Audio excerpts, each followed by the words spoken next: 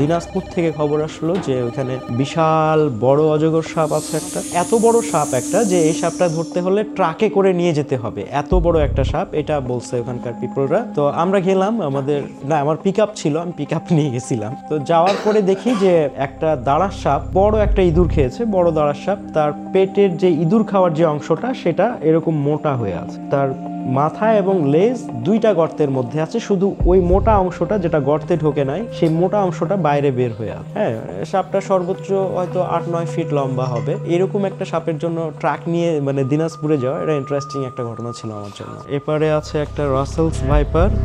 না আসলে বাসা তো না, আমরা চেষ্টা করি ওদেরকে, একটা শীতকাল তো যেন একটু আড়ালে থাকতে পারে, মানে ওরা মানুষ দেখলেই ভয় পায়, যে কারণে যেন মানুষ আসলেও ওরা একটু হাইডিং জোন পায়, একটু হাইড করে থাকতে পারে নিজেদেরকে, যে কারণেই আসলে এই বস্তাগুলো দেয়া হয়েছে।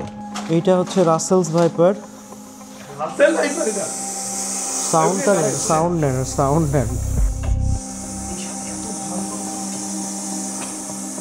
এইটা হচ্ছে তার মানে সংকেত। হ্যাঁ, এটা হচ্ছে ভয় দেখানো, যেন এই সাপটার এই সাউন্ড দেখে মানুষ ওর কাছাকাছি না যায়, যেন দূর থেকেই চলে যায়। এটা হচ্ছে তার একটা সংকেত। এই সাপে কামড় দিলে আপনার হচ্ছে 8 থেকে 10 ঘন্টা সময় বেশি পাওয়া যায়, আরও বেশি সময় পাওয়া যেতে পারে কামড়ের পরে, অ্যান্টিডোট নেওয়ার আগে। কামড়ের সাথে সাথে যেগুলো মারা যায় সেগুলোর রিজন অন্য, সেগুলো বিষক্রিয়ায় না, সেগুলো হচ্ছে তার হার্ট ফেইলিওর হয়ে মারা যেতে পারে, বা বিভিন্ন আতঙ্কিত হয়ে শকড হয়ে মারা যেতে পারে। বাট মানে ভেনমের এফেক্টে মারা যাবে এইটা হতে নির্দিষ্ট সময় লাগে। যেমন এদের এই গোফরা নিউরোটক্সিন যেটা, এদের বিষক্রিয়া হতে শুরু হয় আধা ঘন্টা থেকে 3 ঘন্টার মধ্যেই কমপ্লিট হয়ে যায়। রাত ঠিক 11টার দিকে কল আসলো যে একটা সাপের মাথায় মণি জলজল করছে, সেটা শুনে গেলাম। পুরো গ্রাম একদম ভেঙে পড়ছে সেটা দেখার জন্য, এত রাত্রেবেলাতে, মানে দূর থেকে দেখতেছে, ভয়ে তো কেউ কাছে যাচ্ছে না। অনেকে বলছে জিন সাপ, এটা ভূত সাপ বা এরকম কিছু, নর্মালি তো সাপের মণি হয় না, কেন এই সাপের মণি হয়েছে, নিশ্চয়ই এর বিষয় আছে। আমাকে ডাকলো, ওখানকার একজন সাপুড়ে ছিল, সেও ভয়ে যাচ্ছে না এটা দেখে। চাঁদনি রাত ছিল, আমি গেলাম, যাওয়ার পরে দেখি যে রিফ্লেক্টিভ কিছু একটা হচ্ছে, মানে যতবার লাইট পড়ছে একটা জঙ্গলের মধ্যে থেকে রিফ্লেক্ট হচ্ছে। তো ওইখানে যেটা ছিল যে এই যে কিছু মোটা লতা থাকে না, এরকম লতা জাতীয় ইয়ে ছিল, আর ওইখানে কাঁচের মতো কিছু, ওই যে মেয়েদের জামা কাপড়ে যেগুলো ইউজ করে, ছোট ছোট গোল গোল হয় টিপের মতো, যাই হোক ওইটার নাম আমি জানি না, ওইরকম কিছু ওখানে লাইট পড়লেই রিফ্লেক্ট করছে।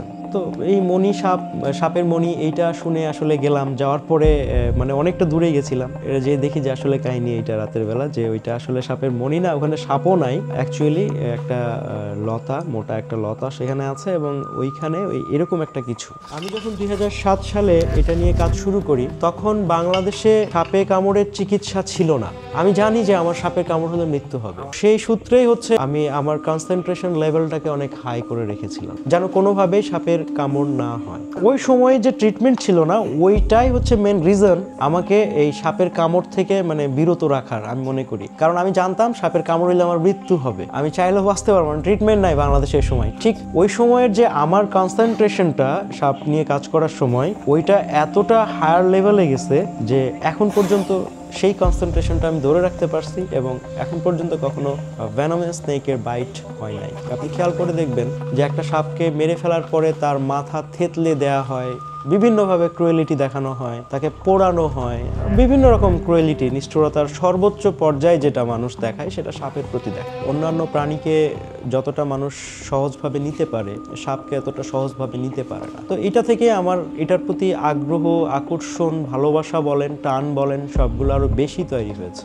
আমি একটা সাপ উদ্ধারে গেছিলাম, প্রায় 3-4 ঘন্টা পার হয়ে গেছে এবং অনেক গরমও ছিল। তো আমরা পানি খেতে চেয়েছিলাম, তারা যেটা করেছিল যে ওয়াশরুমের বদনা আছে না, সেটাতে করে আমাদেরকে খাবার পানি দিয়েছিল, কারণ আমরা কোন জাত, হ্যাঁ আমরা কোন নিচু জাতের কিনা এরকম কিছু মনে করে। তো এরকম ঘটনা আসলে অনেক জায়গাতেই আছে। আরও যে বিষয়গুলো ঘটে, যে মন্ত্রতন্ত্র, তাবিজ, কবচের বিষয়গুলো ঘটে কোথাও, এখনও যেটা হয় যে সাপে কামড় দিলে মানুষ চলে আসে আমার কাছে, মনে করে যে মন্ত্র বা তাবিজ বা কোনো গাছ কিছু আছে, এরকম কিছু। অ্যাকচুয়ালি আসলে এগুলো কিছু না। এগুলো আমি চেষ্টা করি যে এই সামাজিক যে কুসংস্কারগুলো আছে এগুলোর পরিবর্তন হোক, কিন্তু এখনও পরিবর্তন করতে পারিনি, আমরা চেষ্টা করে যাচ্ছি, তবে আগের চেয়ে অনেক বেশি ডেভেলপ হয়েছে।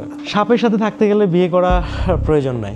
আমি যদি এই ধরনের লাইফে জড়াই, তাহলে সেটা যেটা হবে যে আমার কিছু দায়বদ্ধতা, আমার কিছু পিছু টান থাকবে। তো আমার মনে হয়েছে যে আমি এটাতে ভালো আছি। সাপ সবসময় আমি ভয় পাই, কারণ সাপ সবসময়ই বন্য, এরা কখনোই পোষ মানে না। তো সেই সূত্রে আমি এখনও সাপকে ভয় এবং ভালোবাসা দুই দৃষ্টিতে দেখি।